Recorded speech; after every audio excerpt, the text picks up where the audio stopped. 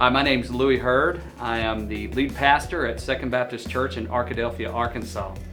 My call is a little different. It's proof that God can call anyone. I didn't grow up in a Christian home. I came from, my father was actually a naturalized citizen. He was a Canadian, and my mother was from Iowa. We were planted in Arkansas back when I was just not even born yet. And my dad then became naturalized, and he was a chiropractor. So we didn't go to church much growing up when I was a child.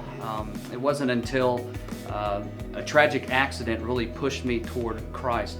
My father was in a plane crash when I was 16 years old, and I wasn't even a Christian at that point, didn't even know who Christ was.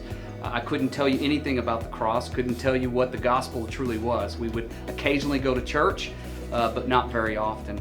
And so after my dad had died in this plane crash, I recognized and I began to have this compelling in my heart that there's got to be something more to life. And through that process over a couple of years while living in Hot Springs, Arkansas, I recognized my need for Christ, repented, and turned to Him. It was just a few months after that, or just actually about a month after that, I felt this urging, I felt this desire to do something more with my life. I was 18 years old. I was going into I was going to college, and I started flipping through the catalog, and I realized there was nothing else I wanted to do except tell people about Jesus, to preach the word. And so my calling was, I would say, more so than a calling, I feel it was a compelling. It was, as Paul said, woe to me if I don't preach the gospel. I'm compelled to preach.